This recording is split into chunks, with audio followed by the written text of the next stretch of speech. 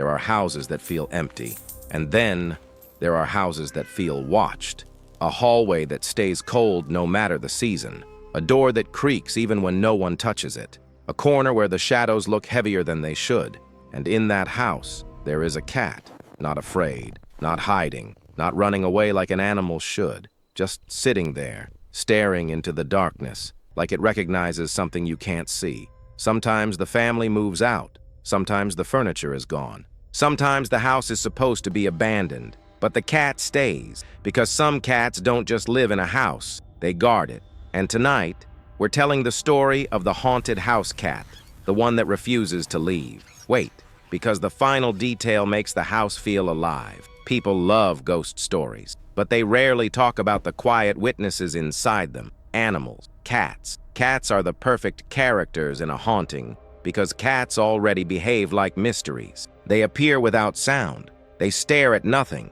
They walk through darkness like it belongs to them.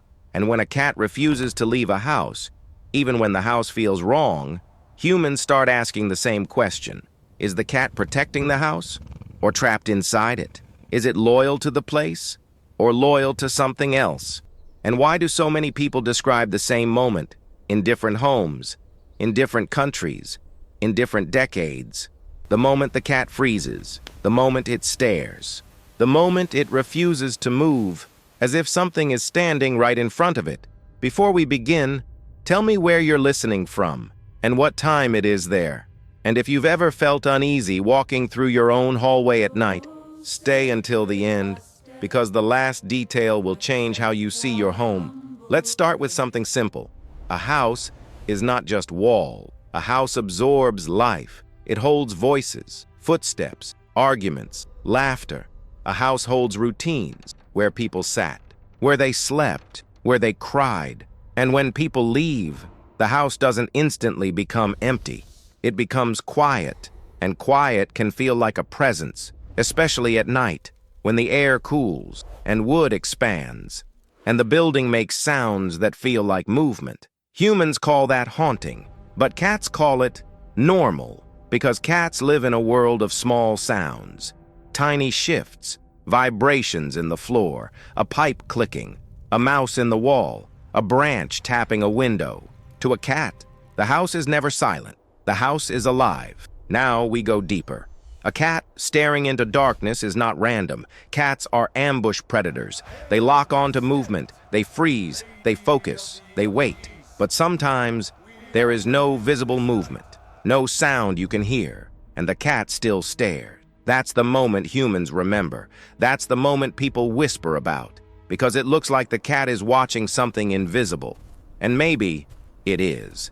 Not a ghost, not a demon, but something hidden. A bug behind the wall, a mouse under the floor, a draft of air moving dust. Cats can detect tiny motion in near darkness. Their vision is built for twilight. They see in a world where we are blind. So when your cat stares into a corner, it may be reacting to something real, something you simply can't perceive. But that doesn't make it less unsettling, because the feeling remains, the feeling that the cat knows more than you do. Now let's talk about the cats that stay. There are stories of families moving out of old houses and the cat refusing to come. Not because it got lost, not because it didn't love them, but because it chose the house. It stayed at the doorway. It returned to the hallway. It slept on the same staircase, night after night, as if the building itself was home. And sometimes, even when the house is empty, neighbors still see the cat in the window, like a shadow behind glass, a guardian, a prisoner, a warning. Cats can bond to places, not just people. They map their territory. They memorize it. Every scent, every corner, every hiding spot. So a cat can feel more secure in a familiar haunted house than in a new safe apartment. Because safety to a cat is predictability. Even if the predictability is darkness, every haunted house story has the same location. The attic, the space above the living world, the place where heat collects, where dust lives, where old objects are stored, like memories no one wants to touch. Attics make noises, wood shifts, wind moves through cracks, animals nest, raccoons, birds, mice. And when something moves above your ceiling at night, your mind doesn't think small animal. Your mind thinks something is up there. Cats hear it first. They track it. They sit beneath the attic door, staring, waiting.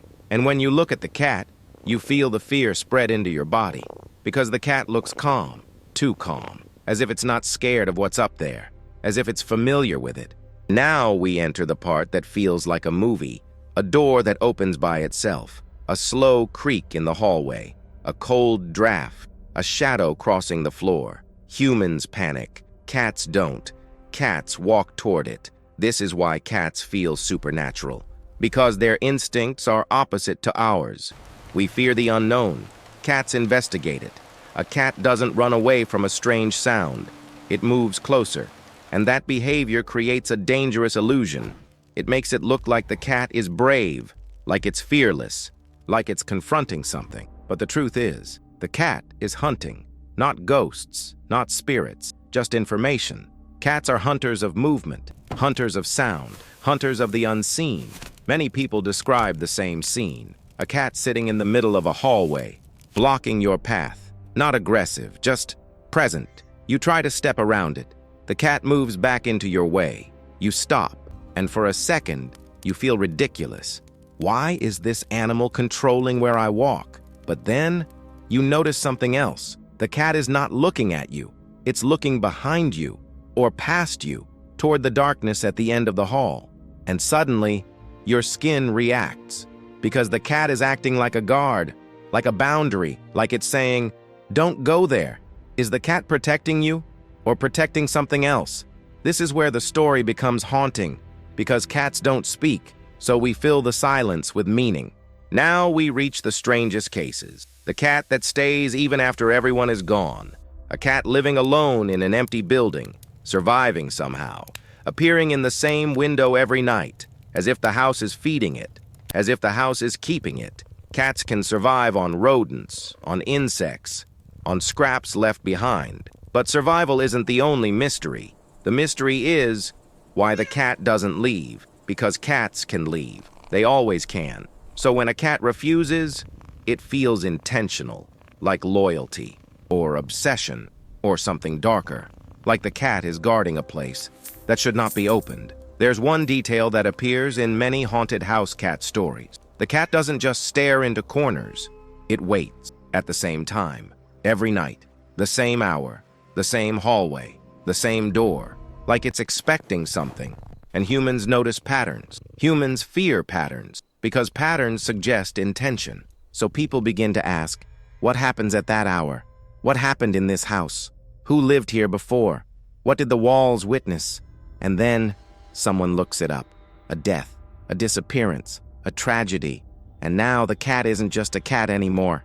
It becomes the last witness, the last living thing connected to that moment. And the house starts feeling alive. Animal behavior experts would tell you cats are extremely territorial. They bond to environments.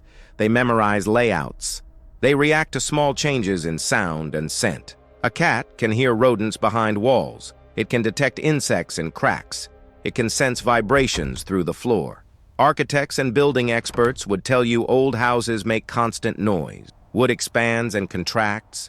Pipes shift. Wind creates pressure differences. Doors move. Floors creak. And in low light, your brain fills in the gaps. That's how humans work. We evolved to detect threats, even when they aren't there. But here's what specialists can't fully explain. Why do so many cats stare at the same empty corner for minutes, with complete focus, as if something is moving, when nothing is visible?